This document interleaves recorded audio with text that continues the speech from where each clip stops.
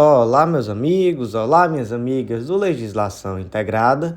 Aqui quem fala é o professor Bruno Valente e a nossa conversa de hoje é sobre o informativo de número 1089 do STF, informativo repleto de decisões muito importantes. Antes de começar aquele convite, não deixe de nos seguir no Spotify, Deezer, Apple Podcasts, Google Podcasts e no YouTube, nem de ativar o sininho para ficar sabendo das notificações. Segue a gente também no Instagram, @legislação_integrada, onde todo dia tem novidade. E por último, mais importante de todos os convites, acesse legislaçãointegrada.com.br. Lá você vai conhecer o Clube da Lei, nosso clube de membros, que te dá acesso a todos os materiais de lei seca e jurisprudência e a mais de 100 planos de leitura focados em editais específicos ou planos base de carreiras, e além de tudo que você precisa para um estudo completo, organizado e atualizado de lei seca e jurisprudência. Então, vem fazer parte do nosso clube e nos acompanha também para ficar sabendo da grande novidade que está para sair, que é o nosso curso de organização de estudos para concursos públicos. Gente, o curso está muito legal, já está todo pronto, só estamos aguardando realmente o pessoal do marketing terminar os pontos finais, mas vocês vão ver como tá muito legal e vai te ajudar demais em todas as etapas do teu estudo. Então, vem fazer parte também desse curso, que muito em breve vai ser lançado e tem condições muito especiais de lançamento. Então, nos acompanhe para não perder essas condições. Primeiro julgado do dia, inserido na Constituição Federal. Destaque da seguinte forma: é constitucional dispositivo de lei federal que altera o regime de outorga da prestação regular de serviços de transporte terrestre coletivo de passageiros desvinculados da exploração de obras de infraestrutura, permitindo sua realização mediante mera autorização estatal, sem a necessidade de licitação prévia, desde que cumpridos requisitos específicos. E aí, gente, temos aqui a lei número 12996 de 2014, que alterou a lei 10233 de 2001 e determinou que para a prestação regular de serviço de transporte seria possível, em vários casos, uma mera permissão ou mesmo autorização da administração pública. E aí, quais seriam esses casos? Basicamente, gente, claro que a lei é mais complexa, traz ali situações, mas em síntese, são aqueles casos em que não há necessidade de exploração de infraestrutura. Como assim, professor? Por exemplo, uma linha de ônibus, onde a rua já está lá e você vai colocar o ônibus para passar por cima da rua. É diferente, por exemplo, de um metrô. Eu tenho que construir toda a estrutura do metrô. Então, aí realmente licitação, né? Mas, se a gente está falando, então, somente aqui de um transporte terrestre, de um transporte semiurbano e até mesmo veio o transporte ferroviário, sim, mas quando não for necessária a construção de infraestrutura, né, mas o simples transporte ferroviário naquela infraestrutura que já existe. E aí a pergunta é: esse tipo de previsão é constitucional ou sempre tem que licitar? Ou é possível, sim, que em determinados casos, cumprindo aqueles requisitos determinados em edital, seja possível, sem que haja prévia licitação, por meio de mera autorização ou permissão, essa exploração de serviço de transporte público? E a resposta é que é possível, sim, em determinados casos, que não haja a licitação. E em vários momentos, os ministros aqui destacaram, especialmente aqui o relator, que foi o Luiz Fux, que dispensa de licitação não significa de forma alguma que vai faltar rigidez na seleção da transportadora, mas, na verdade, o que traz aqui é um incremento de competitividade. Por quê? Porque para que essa transportadora ela tenha a possibilidade de receber essa autorização, essa permissão, ela vai ter que cumprir requisitos. Então, necessariamente, ela vai ter que ter ali um mínimo de qualidade, um mínimo de atendimento daquilo que é exigido. E, por outro lado, você acaba trazendo a possibilidade de mais empresas, mais competitividade. Então, nesse caso, realmente não seria necessária a licitação.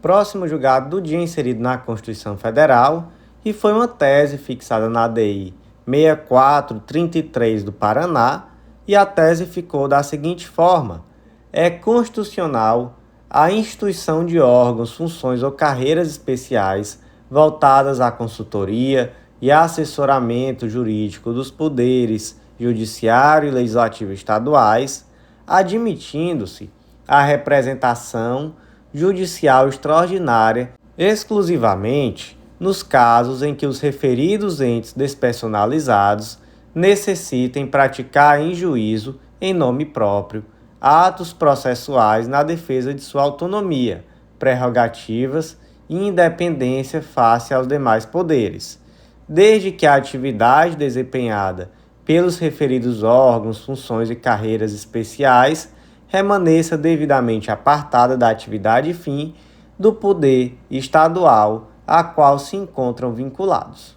Qual é o motivo aqui desse debate? É o tal do princípio da unicidade da representação judicial dos estados e do DF, que deve se dar por meio de quem? Por meio de suas procuradorias. Então, a tendência do judiciário é sempre que vem algum determinado dispositivo legal que prevê a representação judicial de entes estatais, que não se dê por meio da Procuradoria Geral do Estado, a tendência é sempre a inconstitucionalidade da lei que criou esses cargos. E aí, muitas vezes, o STF dá uma interpretação no sentido, por exemplo, de que esses órgãos vão ter que se tornar órgãos de assessoramento da PGE, sem que representem sozinhos, isoladamente, o Estado ou o órgão em questão. Só que nesse caso concreto, trata-se aqui de uma especificidade. Porque veja bem, gente, existe o tal do princípio da unicidade de representação, mas é necessário lembrar que os poderes, enquanto poderes independentes, aí você pode falar, por exemplo, do judiciário, e aqui nesse caso, para ser mais exato, tratava do poder judiciário e também do poder legislativo estadual. Como poderes independentes, eles têm demandas, obviamente, muitas vezes demandas que contrariam o interesse do poder executivo, obviamente.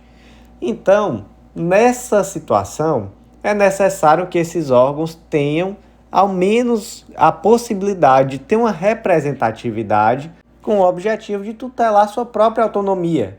Então, veja só, é possível existir, professor, uma procuradoria do Poder Judiciário Estadual, uma procuradoria do Poder Legislativo? É possível. E essa procuradoria ela vai, de forma ampla, atuar em defesa desses poderes? Não, não é de forma ampla. Ela vai atuar no sentido de preservar a autonomia desses poderes. Obviamente, gente, a relação entre os poderes ela é uma relação muito fluida. Ela tem atritos, ela tem situações e os poderes eles precisam ter minimamente uma tutela, um órgão que os tutelem na defesa de sua própria autonomia. Então vamos lá. Esses dispositivos da Constituição do Estado do Paraná foram julgados constitucionais? Não, teve na verdade uma inconstitucionalidade parcial, sem redução de texto, para quê? Para dizer, olha, procurador da Assembleia Legislativa pode continuar existindo, mas a sua defesa aqui vai ser simplesmente nos casos em que trate de autonomia, prerrogativa e independência frente aos demais poderes. E em relação à Procuradoria Judiciária, como é que ficou? Aí aqui também teve a inconstitucionalidade parcial sem redução de texto do dispositivo da Constituição do Estado do Paraná, mas aqui abarcou duas situações diferentes. Primeira situação, consultores jurídicos, esse era o termo utilizado pela lei do Poder Judiciário do Paraná, que são encarregados de função de defesa institucional.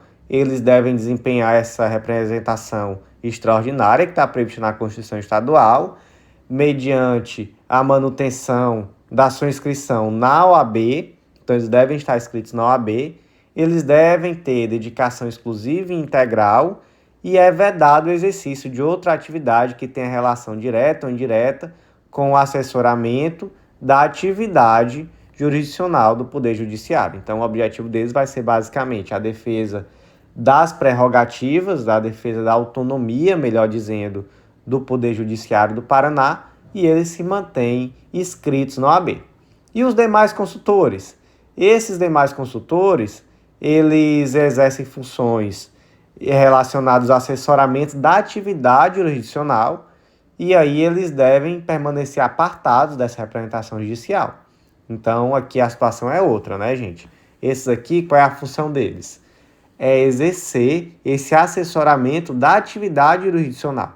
Eles não podem manter a atividade de representação judicial extraordinária do Poder Judiciário Estadual e a inscrição no OAB deles deve permanecer inativa, porque é vedada a esses a referida atividade. Então, aqui não é em relação à Procuradoria Judiciária, que na verdade o nome aqui foi consultores jurídicos do Poder Judiciário, duas situações diferentes.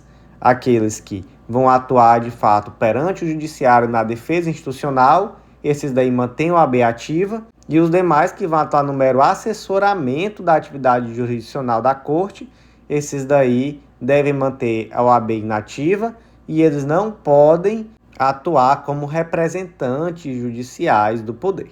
Próximo julgado do dia, inserido na Lei 9868 de 99, Lei da ADI e ADC, e aqui temos dois destaques. Primeiro, não configura inconstitucionalidade por omissão, por alegada ofensa aos princípios do contraditório, da ampla defesa, quanto à participação da sociedade civil no processamento de ações declaratórias de constitucionalidade, o veto presidencial aos textos constantes do artigo 19, parágrafo 1º e 2º, e do artigo 18 do projeto de lei convertido na Lei 9868 de 99. Segundo destaque, é constitucional a norma contida no artigo 27 da Lei 9868 de 99, que permite a modulação de efeitos pelo STF da decisão que declara a inconstitucionalidade de lei ou de ato normativo. Então vamos lá, vamos por partes. Lá na Lei da ADI foram vetados os seguintes dispositivos. Vamos lá. Artigo 17. O relator determinará a publicação de edital no Diário de Justiça e no Diário Oficial, contendo informações sobre a propositura de ADC, o seu autor e o dispositivo da lei ou do ato normativo, e aí esse dispositivo foi vetado, e foram vetados também os parágrafos 1º e 2º do artigo 18. O artigo 18 caput não foi vetado, que ele diz que não se admite intervenção de terceiro no processo de ADC, mas os parágrafos foram. O que eles dizem? Os demais titulares referidos no artigo 103 da Constituição Federal poderão manifestar-se por escrito sobre o objeto da ADC no prazo de 30 dias a contar da publicação do edital que se refere ao artigo anterior, podendo apresentar memoriais ou pedir a juntada de documentos que reputem úteis para o reexame da matéria. Então aqui até uma consequência lógica, né? Não tem mais a publicação do edital, então também não tem como ter esse prazo após a publicação do edital. E parágrafo 2º, o relator, considerando a relevância da matéria e a representatividade dos postulantes, poderá, por despacho irrecorrível, admitir, observado o prazo estabelecido no parágrafo anterior, a manifestação de outros órgãos ou entidades. E aí o que se disse nessa ADI por omissão? Se disse que, olha, esses vetos prejudicam o contraditório, a ampla defesa, a participação popular nas ADCs, retirando, inclusive, o seu caráter democrático, etc. A STF concordou com isso? Não, porque disse que não há aqui um prejuízo à participação social nas ADCs, porque o relator ele pode requisitar informações, consultar peritos, designar audiência pública, ouvir depoimento de pessoas com experiência e autoridade na matéria, etc.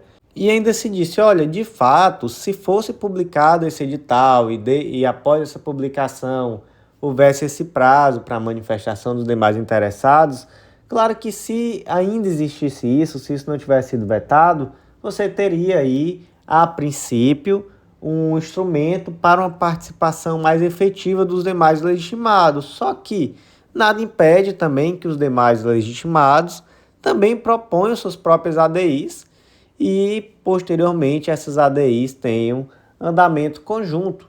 E isso, né, sob determinada perspectiva, até traz uma maior celeridade, né? Você, ao invés de ter publicação de edital, prazo, simplesmente quem quiser propõe sua própria ADI e em algum momento essas ADIs vão ser julgadas em conjunto. Então, se entendeu que não existia ali uma inconstitucionalidade desse veto. E o segundo ponto, gente, foi basicamente a alegação da inconstitucionalidade do artigo 27, que traz nada mais, nada menos do que a possibilidade de modulação de efeitos. O que o artigo 27 diz? Que ao declarar a inconstitucionalidade de lei ou ato normativo e tendo em vista as razões de segurança jurídica, de excepcional interesse social, poderá o STF, por maioria de 2/3 de seus membros, restringir os efeitos daquela declaração ou decidir que ela só vai ter eficácia a partir do seu trânsito em julgado ou de outro momento que venha a ser fixado. E aí, basicamente, isso é a modulação de efeitos, né? Hoje a gente é muito acostumado com isso, né, gente? De fato, não existe clima nenhum para declarar a inconstitucionalidade dessa possibilidade de modulação de efeitos, que é algo que já é corriqueiro, é algo que tem uma importância prática muito grande e que já é reconhecido de forma ampla. Só que lembrem-se que essa ADI tem 23 anos. Essa ADI foi proposta lá em fevereiro de 2000. Então, na época, isso aqui era uma novidade, né? Isso aqui, enfim, ainda trazia ali um debate. Só que, como essa ADI está sendo julgada 23 anos depois, então realmente hoje não existe nenhum clima, nenhuma possibilidade de se alegar a inconstitucionalidade da possibilidade de modulação de efeitos. Num caso concreto, aí você pode conversar uma coisa ou outra, uma situação ou outra, mas de fato o Instituto em si é de grande importância e realmente foi afastada também a sua inconstitucionalidade. Próximo julgado do dia, inserido na Lei número 14.020 de 2020, que trata sobre o Programa Emergencial de Manutenção do Emprego e da Renda no âmbito da Covid-19, mais uma daquelas várias leis de enfrentamento à pandemia, e o destaque aqui ficou da seguinte forma: o prazo de vigência das medidas que integram o Programa Emergencial de Manutenção do Emprego e da Renda, política pública de enfrentamento à pandemia da Covid-19, instituída pela Lei 14.020 de 2020, possui sentido inequívoco, de modo que não é possível a interpretação diversa de sua literalidade, que é o quê? O prazo até 31 de dezembro de 2020. E aqui, basicamente, o partido político que propôs essa ação queria que essas ações que tinham por objetivo a manutenção de emprego e renda, esse programa emergencial, tivesse sua aplicação por um prazo maior do que aquele que estava previsto na Lei 13.979 de 2020. Qual era esse prazo? O prazo da Lei 13.979 de 2020 era enquanto estivesse vigente o Decreto Legislativo número 6. E esse decreto, ele trazia o estado de calamidade pública com efeitos até 31 de dezembro de 2020. Então o STF foi aqui pela literalidade, disse não, interpretação literal, não há dúvida aqui que o prazo previsto em lei é 31 de dezembro de 2020 e por isso não é possível dar qualquer outra interpretação que traga uma ampliação desse prazo. Próximo julgado do dia, inserido na Lei Orgânica da Magistratura, Lei Complementar número 35 de 79, destaca da seguinte forma: é inconstitucional por violar a competência da União para dispor sobre a magistratura brasileira norma estadual que cria nova vantagem remuneratória. Qual era essa vantagem? Era o benefício de permanência em atividade para os magistrados do Poder Judiciário local. Lei aqui do Estado do Rio de Janeiro, lei número 1856 de 91, que trazia um benefício de permanência na atividade para os magistrados no percentual de 5% ao ano, que exceder os 30 anos de serviço público até o máximo de 25 anos. Então, o juiz ele fez 31 anos de serviço público, ele vai ter um adicional de 5%, 32 anos 10%, 33 15% até chegar a 25% quando ele tiver 35 anos. Então aí um benefício exclusivo para os magistrados do estado do Rio de Janeiro. Qual o problema disso? Problema, gente, é que a Lei Orgânica da Magistratura, Lei Complementar 35 de 79, ele diz lá no artigo 65 que além dos vencimentos, poderão ser outorgados aos magistrados, nos termos da lei, as seguintes vantagens. E aí temos um rol com 10 vantagens que podem ser pagas, gratificações adicionais e etc. E o parágrafo 2º diz que é vedada a concessão de adicionais ou vantagens pecuniárias não previstas na presente lei, bem como em bases superiores aos limites nela fixados. Então, na verdade, aqui o que existe é uma vedação da criação de novos penduricalhos, né, para usar aqui o termo mais informal, novas gratificações, etc., vantagens, além daquelas que estão previstas na legislação nacional. E essa legislação nacional, inclusive, ela tem iniciativa exclusiva do STF, e a gente sabe também que o objetivo disso é impedir, em primeiro lugar, né, garantir que exista algo uniforme em relação ao Poder Judiciário no âmbito nacional e também, né, coibir, aqui vou usar o mesmo termo do julgado, tá? A troca institucional de boas vontades entre os poderes locais. Por quê? Porque essa circunstância ela é incompatível com a independência constitucional do Poder Judiciário. Então, tem-se aqui uma medida pragmática, né, e que evita a concessão ilimitada de privilégios aos poderes judiciários locais. Próximo julgado do dia inserido na Lei 9504 de 97, Lei Geral das Eleições, e o destaque aqui ficou da seguinte forma: é constitucional o entendimento jurisprudencial do TSE, segundo o qual é 1.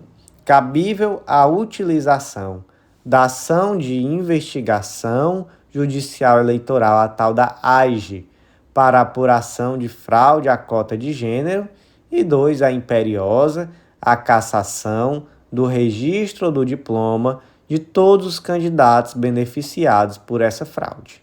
Onde é que está a tal da cota de gênero? Está no artigo 10, parágrafo 3º da Lei Geral das Eleições, Lei número 9504 de 97, e ela diz que do número de vagas resultantes da regra prevista nesse artigo, cada partido ou coligação preencherá um mínimo de 30% e um máximo de 70% para candidaturas de cada sexo.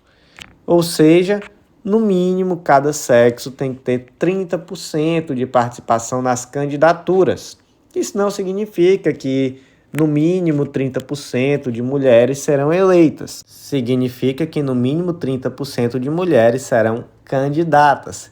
Gente, qual é o efeito prático de um partido fraudar a cota de gênero, como nós tivemos aí, né, partidos nas últimas eleições, nas anteriores, que trouxeram candidatas fantasmas, melhor dizendo, candidatas que na verdade não eram candidatas a nada, que talvez não tiveram nem o voto delas mesmas, que não tiveram nenhum tipo de investimento na candidatura e que estavam ali com o simples objetivo de cumprir uma regra matemática. Qual é o efeito prático de se descobrir esse tipo de fraude? Gente, é simplesmente a impugnação da candidatura de todos os beneficiados pela fraude. Então, todos os candidatos beneficiados pela fraude. Isso pode prejudicar todo o partido. Em resumo, é isso. E aí vem o ponto. Uma ação de investigação judicial eleitoral, uma AIGE, ela é um instrumento cabível para verificar a existência de fraude à cota de gênero? A resposta é sim.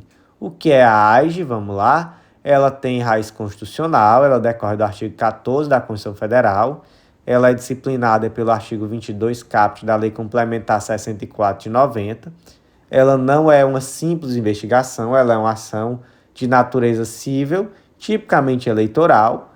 Ela deve obedecer aos princípios norteadores do contraditório e ampla defesa. Então, isso é um ponto interessante, né? Apesar do termo ser investigação, é uma ação, e como ação deve ter contraditório e ampla defesa de forma ampla.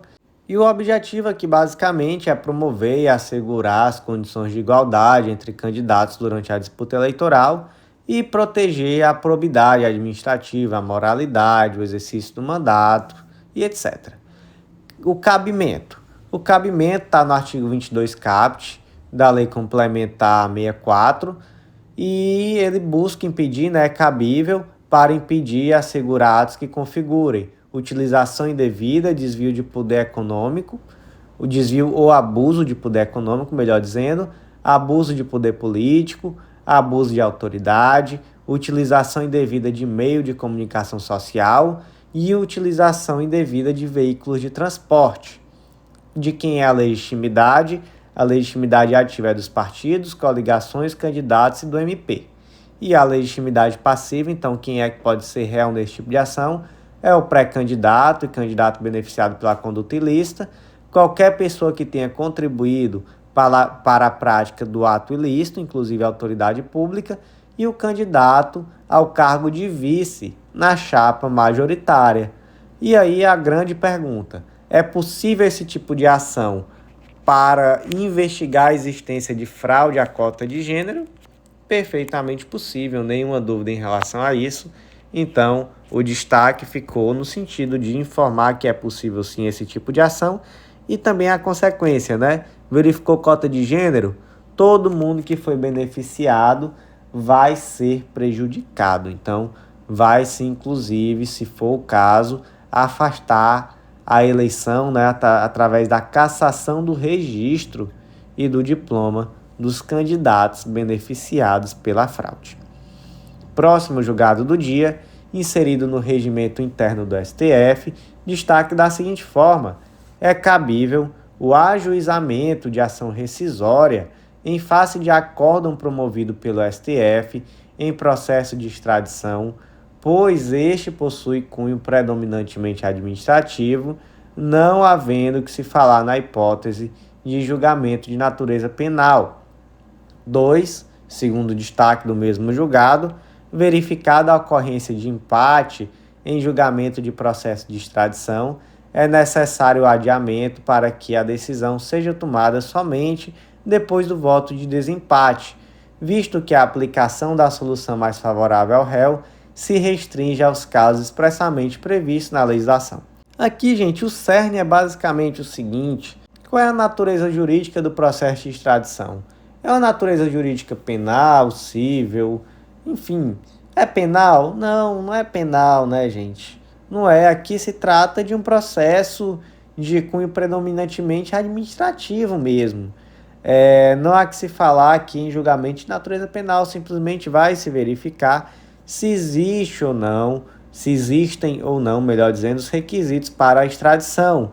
Então, qual vai ser o ordenamento jurídico processual aqui aplicável? Vai ser o Código de Processo Civil? Vai ser o Código de Processo Penal? Código de Processo Civil. Então, basicamente, seguindo aqui o Código de Processo Civil, cabe inclusive ação rescisória em face do acórdão proferido pelo STF em processo de extradição. O ponto é esse, basicamente, tá, gente? Segundo ponto, ocorreu empate no julgamento do processo de extradição. Aí a defesa naturalmente vai dizer: opa, empate, prevalece o quê? Prevalece a decisão mais favorável ao paciente ou ao réu, então não vai poder ser extraditado. Não, né? Não é por aí. Realmente a STF entendeu que houve empate, vai ter que chamar outro ministro para participar do julgamento. Esse outro ministro da outra turma vai ter que vir integrar esse julgamento e desempatar. Não existe isso de decisão mais favorável. Decisão mais favorável, ela é limitada àquelas situações que estão expressas na lei. Então, por exemplo, no habeas corpus e em recursos de matéria criminal, conforme o artigo 150, parágrafo 3º do regimento interno do STF. Próximo julgado do dia, inserido no Código de Processo Penal, destaque da seguinte forma: é incompatível com a Constituição Federal de 88, por ofensa ao princípio da isonomia, a previsão contida no inciso 7º do artigo 295 do Código de Processo Penal, que concede o direito à prisão especial até decisão penal definitiva a pessoas com diploma de ensino superior. Onde é que isso está previsto? 295, inciso 7º, serão recolhidos a quartéis ou a prisão especial à disposição da autoridade competente quando sujeitos à prisão antes de condenação definitiva, os diplomados por qualquer das faculdades superiores da República. E olha, eu sou crítico em relação a essa decisão, sinceramente, não que ela tenha sido errada, não. Faz sentido mesmo, né? Não faz sentido, talvez, hoje manter esse tipo de prisão especial. O argumento aqui foi no sentido de que essa norma ela não protege uma categoria de pessoas fragilizadas e merecedoras de tutela, mas, na verdade, ela materializa uma desigualdade social de viés seletivo, ela afronta o princípio da igualdade, etc. Então, afasta aquela possibilidade de prisão especial só e simplesmente por um indivíduo possuir um diploma de ensino superior. Até aí, ok, faz todo sentido mesmo. Mas vamos lá, né? Vamos para a realidade. Isso aqui foi julgado inconstitucional, gente, porque hoje no Brasil ter diploma de ensino superior já não está mais vinculado a ser parte da elite. É algo muito mais popularizado. Então, enquanto ser diplomado era algo de elite, tudo isso aqui permaneceu valendo. E, gente, se você olhar lá o artigo de número 295, permanecem ainda diversas previsões em que os indivíduos permanecem tendo naturalmente direito à prisão especial. E muitas se justificam. Então, por exemplo, magistrados, delegado de polícia civil, guarda civil, poxa, total. Mas vamos aqui, por exemplo, tentar sustentar os cidadãos inscritos no livro de mérito. Não sei. Ministro de confissão religiosa. Não sei também, né? Então, assim, vamos lá, né? Por que isso aqui foi declarado inconstitucional? Vamos aqui para o Brasil real. Porque hoje faculdade não é coisa de elite. Então, se não é mais coisa de elite, vai para a prisão comum mesmo, que é onde você deve estar. A lógica que é a lógica perversa por trás dessa decisão, que é correta, mas a lógica por trás é essa. Venhamos e convenhamos.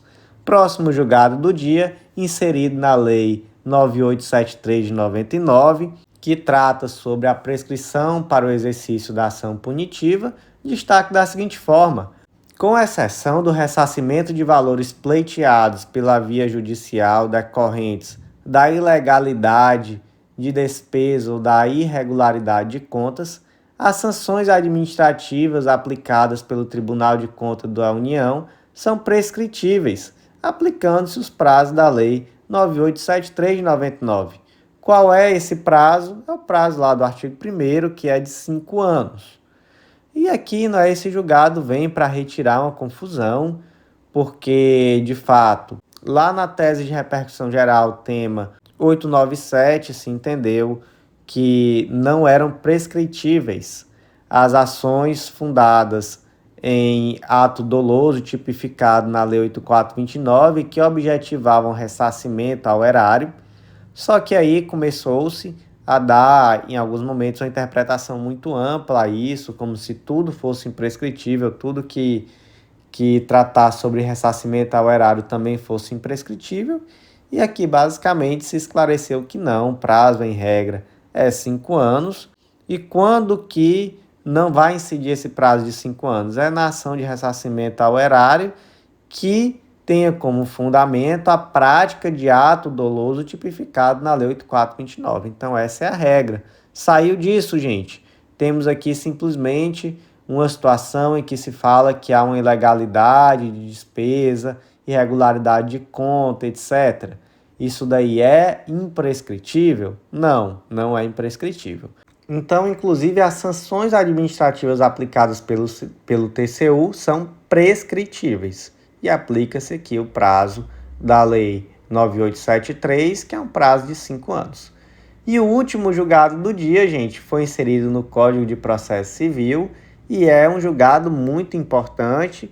Destaque da seguinte forma: no caso de vítima atingida por projétil de arma de fogo durante uma operação policial, é dever do Estado, em decorrência da sua responsabilidade civil objetiva, provar a exclusão do nexo causal entre o ato e o dano, pois ele é presumido.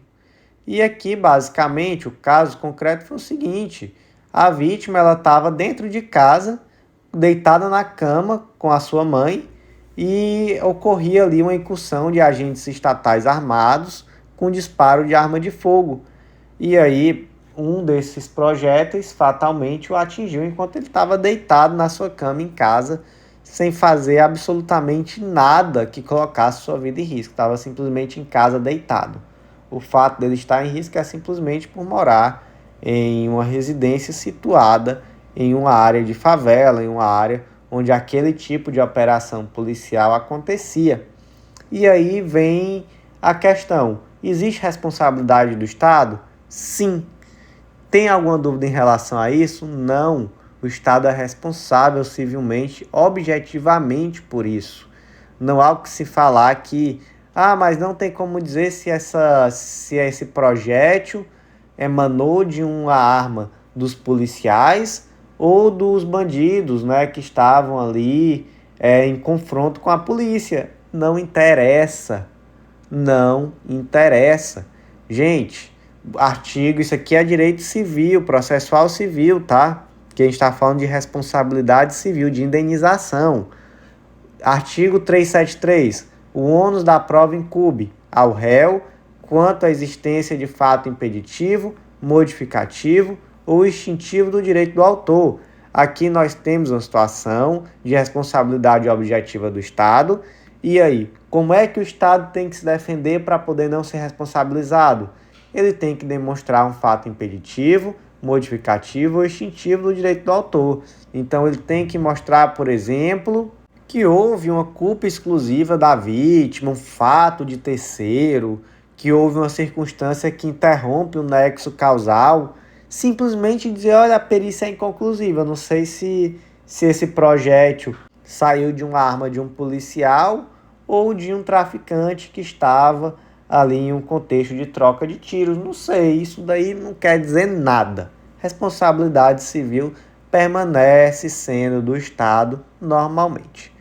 E, gente, por hoje foi isso. Agradeço a você que ouviu até o final e faço aquele convite. Acesse legislaçãointegrada.com.br e vem fazer parte do nosso clube de membros, do Clube da Lei.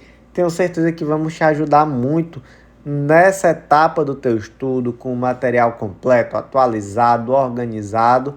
E, gente, acompanha nossas redes sociais que vocês vão conhecer o melhor curso de organização de estudos à disposição no mercado hoje, que vai ser lançado muito em breve. Já está pronto, todo gravado, a plataforma já existe, só estou aguardando mesmo a finalização pela equipe para a gente poder lançar esse curso que eu já estou muito ansioso.